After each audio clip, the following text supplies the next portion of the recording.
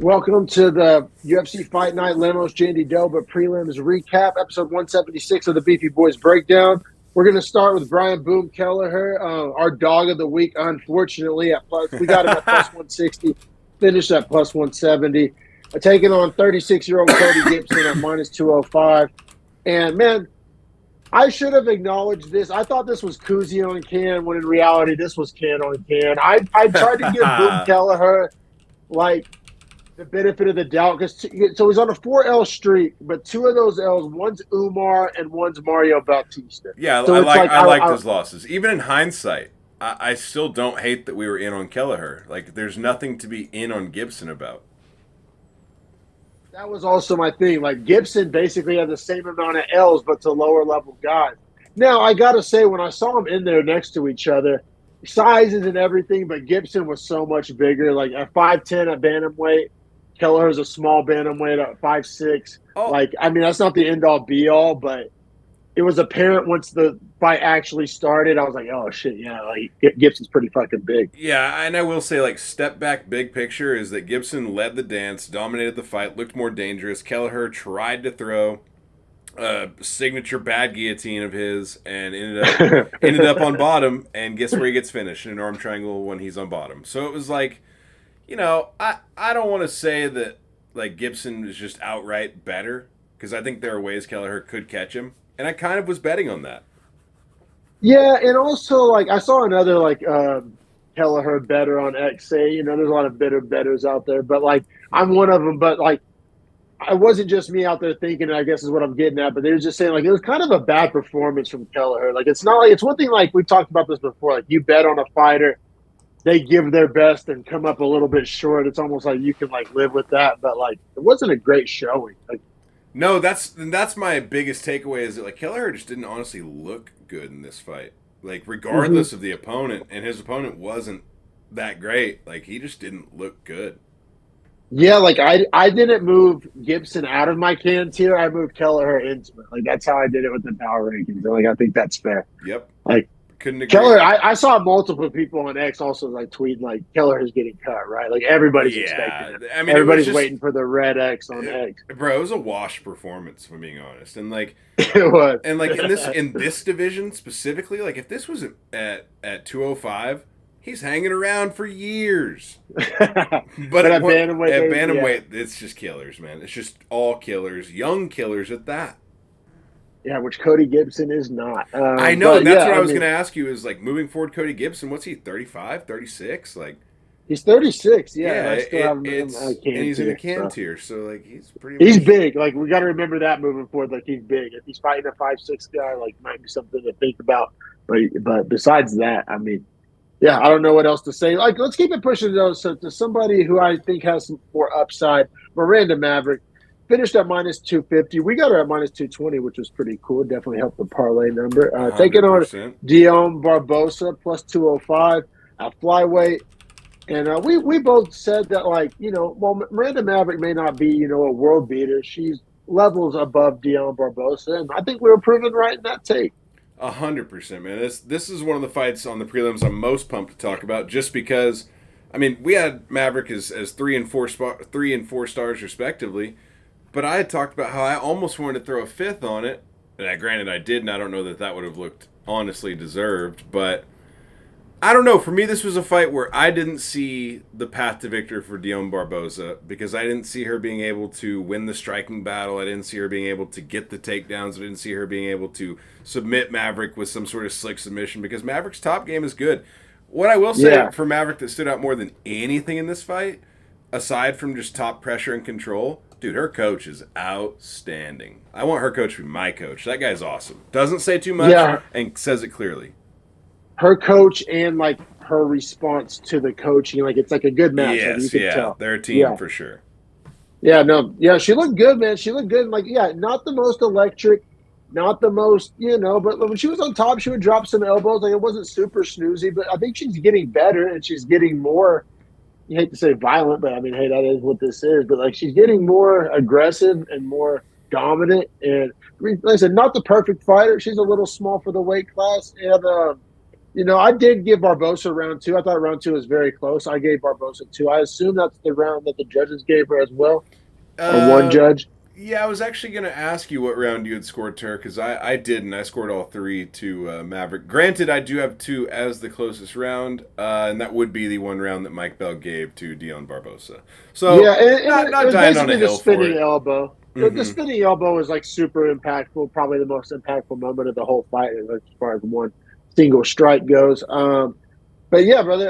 I mean, overall, Miranda Maverick, bounced back from that close round two and finished out strong in round three, like 3.5 minutes of top control. It's some ground and pound. Wasn't super electric, but got the job done. You know why I like Miranda And Maverick, man? Just on the whole, she's good for a division that needs depth because I don't know that she is necessarily a top 8, maybe even top 10 girl, but she damn sure is probably top 20, and you need people like that in your organization to build out divisions.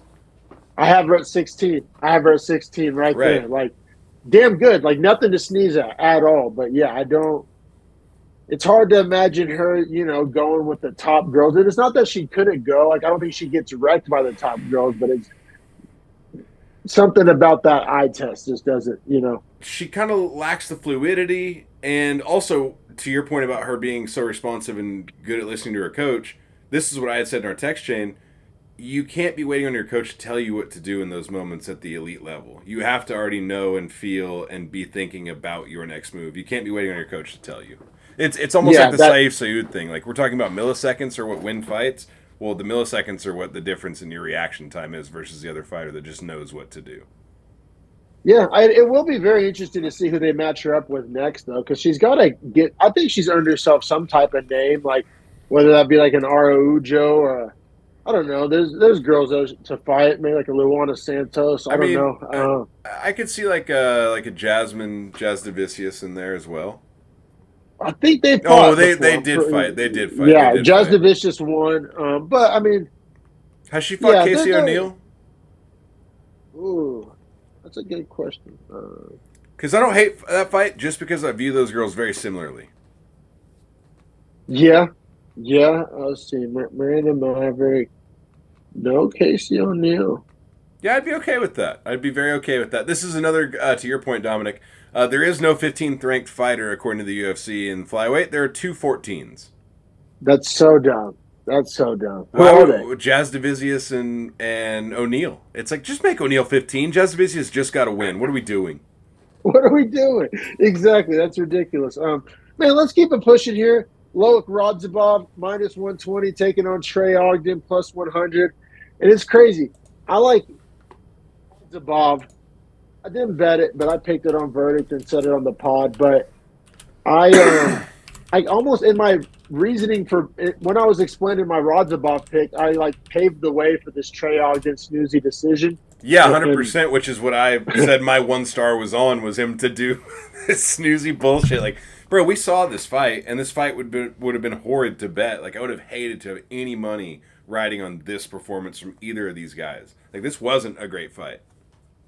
yeah, and I gotta say, I scored it for Radzhabov. Did you? What was you want to go round by round? Um, so, dude, it's crazy. I have it 29-28 Radzhabov, and I'll go a step further. I have in my notes, I can argue it's a robbery if Ogden wins. Yeah, because only one man Yeah, did let's any let's damage. let's In go this round by fight. round. Let's go round by Yeah. round. I want to paint my case here. Actually, I'm glad we got into this. So in round one, I do give it to Ogden because before Radzhabov got a chance to really, get a bunch of damage off, he took the back, spent most of the round on the back, received very little damage, but also gave very little damage. But one guy was on the other guy's back. So round one, no problem. Ogden all day in a snoozy fight. 100%. Yeah, and I mean, you could almost argue, and I could hear this case here, 10-8 because Radzhabov did zero damage. Now, I'm not trying to hear Ogden the doesn't 10-8. do enough damage, but does No. control over 4 minutes on his back. Yeah, I'm not with the 10-8, but yeah, I firm didn't give it. 10-8. I didn't Firm give it. I 10-8. didn't give it. I'm just saying, like, you're lacking damage, but dominance duration definitely there. Yeah. So first half of round two, Radzhabov dominated. Ogden got the takedown with 2 minutes to go. Close second round. I thought I liked Ogden's 3 minutes of damage over Radzhabov's 2 minutes of control. I'm sorry, Radzhabov's 3 minutes of damage over Ogden's 2 minutes of control, though. That was my logic too. And yeah, Ogden got kind of close on an arm triangle, but like that once again, it's kind of a pass fail. It's not Pass attacking fail. a joint, and so it failed. And yeah, Radzhabov got a good amount of damage off in the first half of the round.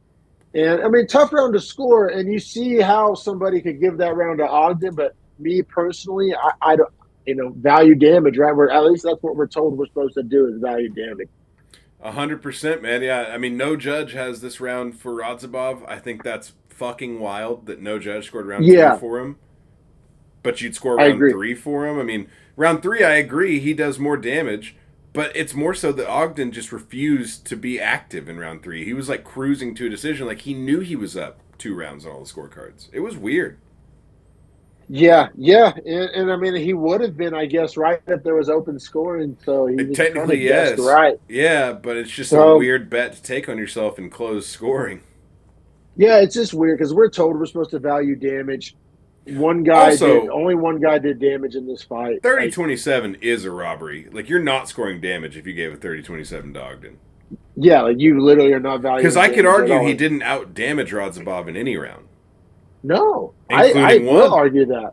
Yeah, including one. I agree. Which is like, it's wild to say that Radzhabov did more damage over 15 minutes in a fight and Ogden won.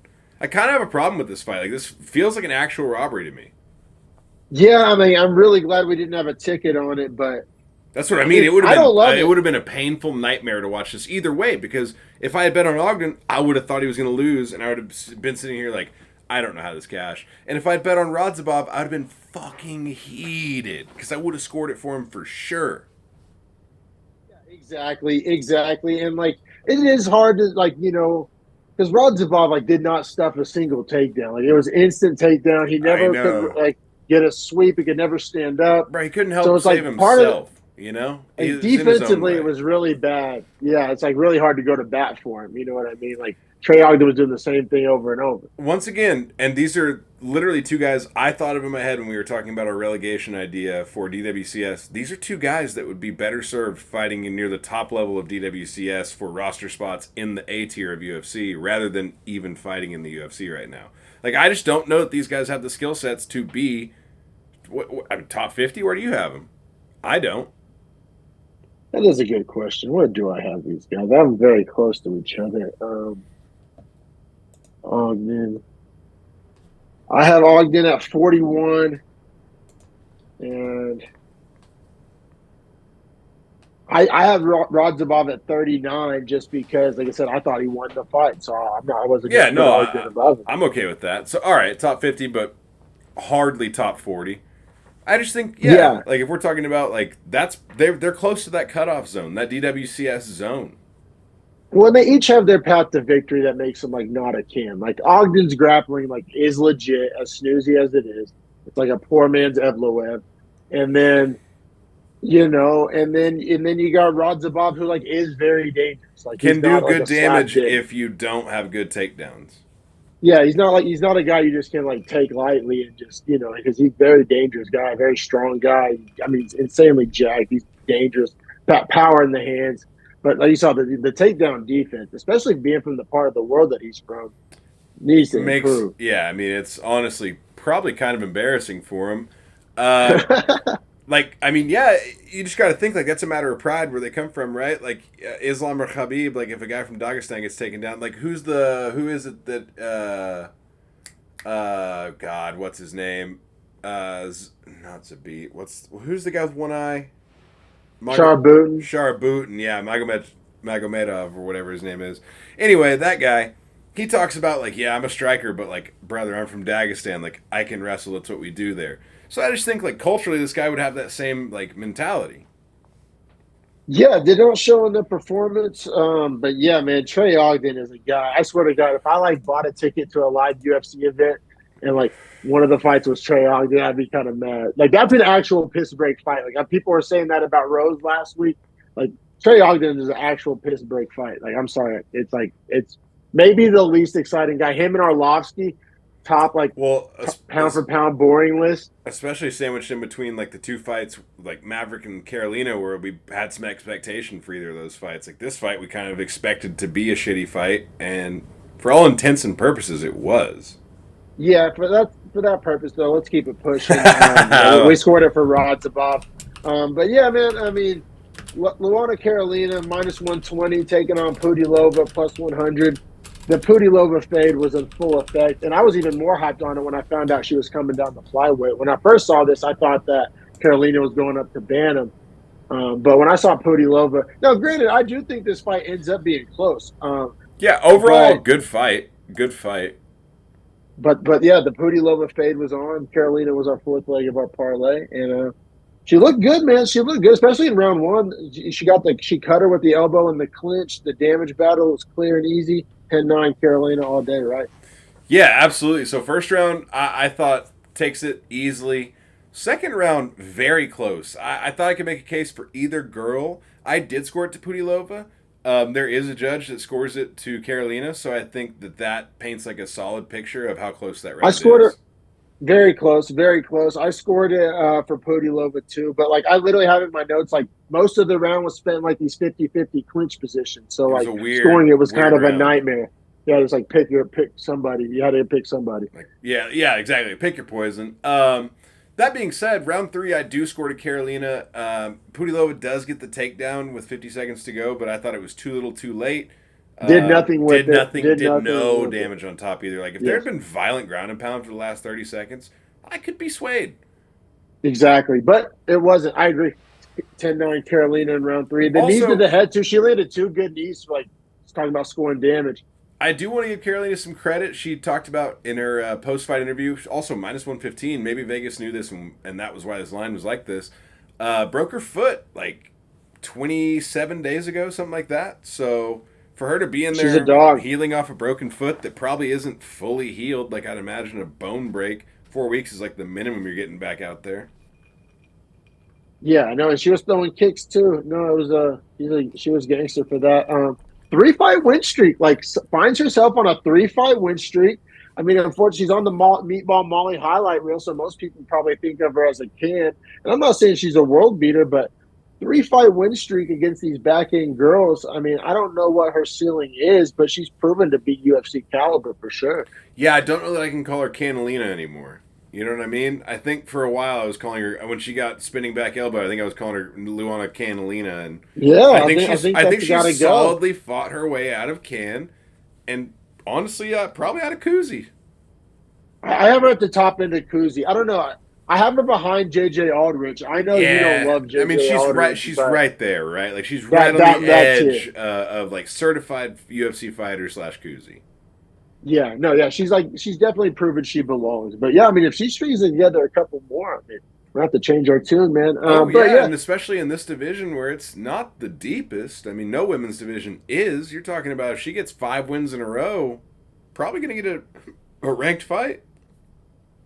Yeah, probably put her in a goddamn Apex main event. But talking about divisions that aren't deep, I know. Oh my God, that sounds hard out here. So bad. It's hard out here. But yeah, I mean, so talking about divisions that aren't deep, heavyweights up next. I mean, puts on full display where this division's at. I mean, I had to drop Muhammad Usman so far into cans here. He's never coming out. Dude, this was the worst fight of the night. I don't even think that's a question. Yeah, I have a scorecard that doesn't agree, and in hindsight, I'm an idiot, and it should be 30-27. Did you give round 1 to Usman? I did, but like that's because it was close. It was a close round. Only close round of the fight, in my opinion. I really thought Petersen started walking away with it in 2 and 3, which was like not saying a lot because it wasn't a great performance. Dude, this fight was so bad. It was so fucking bad, man. Like. I hate it, but it's like we haven't missed a fight in over 4 years now, and it's like I think I can speak to when a fight is just dog shit, not UFC quality. I think I can discern the technique and ability in the octagon from both fighters, and neither of these guys have what I need to see for UFC. Usman, man, just looks so uncomfortable in the cage. Like, yeah, he looks so uncomfortable in there, man. Like, he looks so uncomfortable when he gets hit. He looks uncomfortable even just when he's moving. He's 35 too, so like that's why like Yeah. you can't like be hopeful. Like they treat him like he's some prospect. He's 35, so it's like, I mean, at heavyweight, I guess you can fight a little older, but like, how much better Nah, is it gonna get? it's a shit or get off the pot kind of a thing, man. Like, and I don't see a ceiling that's really James of the UFC, bro. He's the like Bronny James of the UFC. 100%. Like, or the Nasa Antetokounmpo. Like, however you want to Yeah, look at it, like, I don't see a ceiling that's worthy of UFC for a guy that's 35.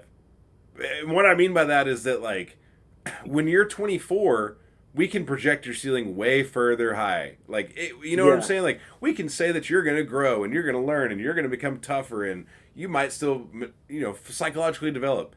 I can't say any of that for this guy. So what am I supposed to go off of for Mo Usman? And we He's the know that brother of he's like, Kamaru. I don't give a shit. it's like he's getting good training and good recovery and all that shit access. Like, so it's hard to like you can't really make excuses for him. And yeah, just heavyweights. Just every time we watch a heavyweight fight, when's the last time we felt good after a heavyweight fight? Like actually, every time we watch a heavyweight fight, we're just like, like there's nothing to be stoked about at all. Dude, I'll be I mean, real. besides Aspinall, That's the only fights him today. Yeah, him. That's the only guy that gets me actually juiced to watch heavyweight is Tom Aspinall because he fights unlike any other guy. Jones never fights. Stipe never fights. Almeida's snoozy. Cyril Gahn Cyril runs Gahn's away. one-dimensional. Volkov, I guess, is interesting again. Yeah, I guess, but we've kind of seen that movie before. You got the Volkov's interesting. and Volkov's interesting by process of elimination, which is not a compliment.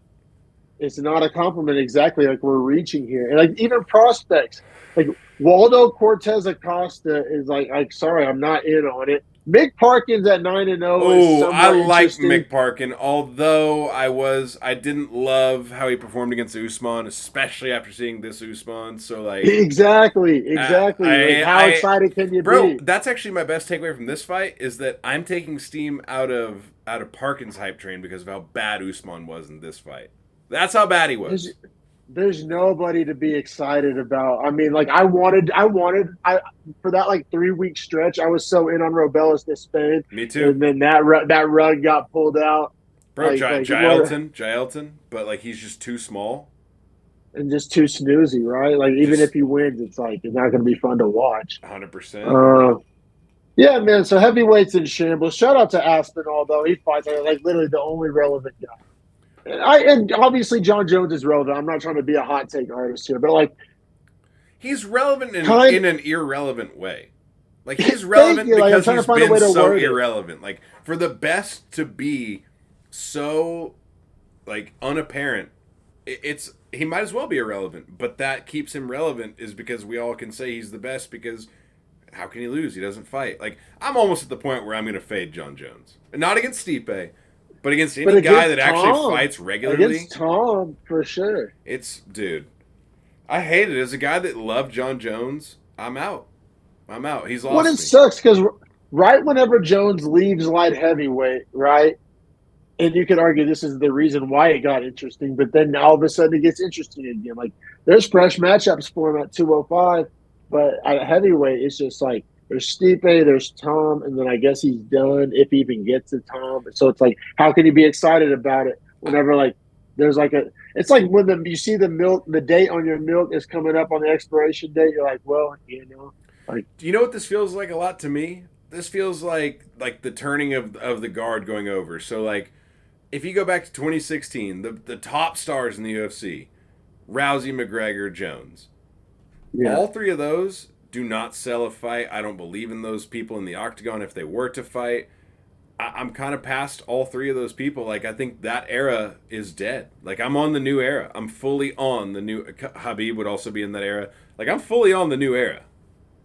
Yeah, if you look at every other division and how far it's came and moved, I can't be a holdout for John Jones to keep my old MMA love alive. Like, I got to move on to these new guys that they're fighting at least once a year. At the very least. At least once a year. And it just also, it just so happens that, like, light heavyweight and heavyweight, are the two divisions that are the thinnest, basically, in the entire promotion. Do you So know it's what like else it is? allows for this stuff to go on because there's no other option.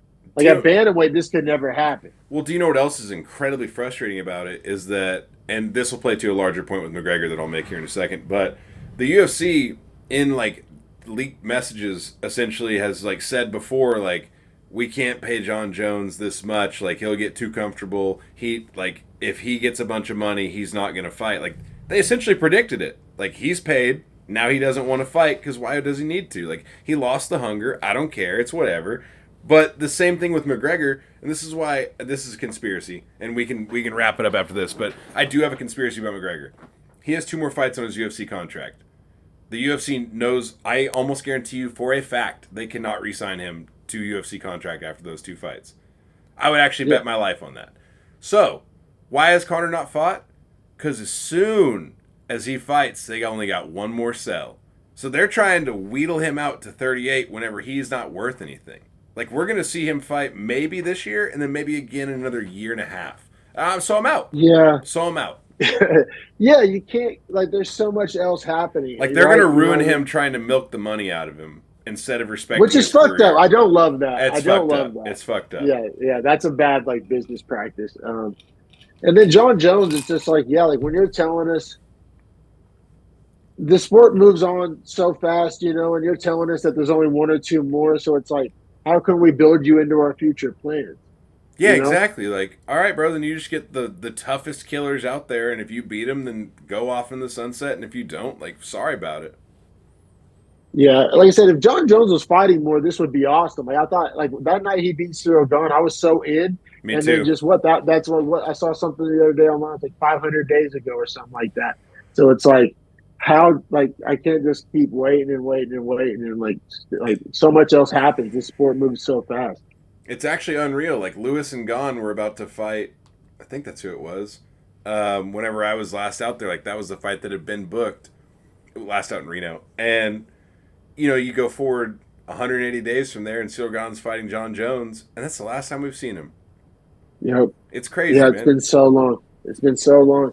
And then also, yeah, one last note, we can wrap it up. But like, this is all Cyril Gane's fault. Because if Cyril Gane would have put up any fight at all, like John Jones wouldn't be getting this kind of treatment.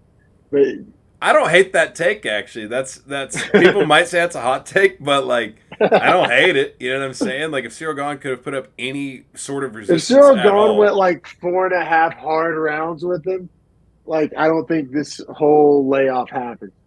yeah, I agree with you, man. And honestly, final point for me here: my heavyweight champ is Tom Aspinall. It is not John Yeah, Jones. I don't give a shit about the term interim or not. he's defending. He's defending an interim belt. Might as well be the real one. Yeah, I agree. I agree, man. But yeah, that was a fun episode. Check us out on X at Beefy Breakdown, IG Beefy Boys Breakdown. Hit subscribe. Every single fight on every single card, we got the recap for you. Yes, Been a sir. fun one, man. Don't forget to check out the main card breakdown over in this corner. I promise you, it's more fun than this. 5 finishes out of 6 fights and a fire decision. Go give that a like and subscribe while you're at it. Appreciate it. We'll catch you guys next week for UFC 304.